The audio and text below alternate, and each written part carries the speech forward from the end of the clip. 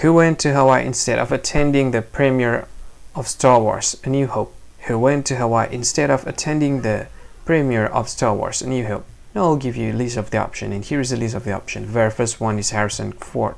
The second option is Carrie Fisher. The third option is George Lucas, and the last option is Mark Hamill. So what do you think? Which one is the correct answer for the question? Now we'll give you the correct one, and the correct answer for the question is George Lucas. So that's the answer for the question, George Lucas.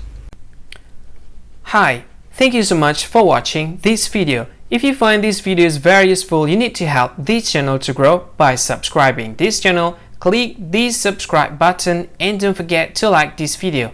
And if you want to share this video with your friend to any social media that you wish, just go ahead, click this button. You can share it to Facebook, Twitter, and etc. etc.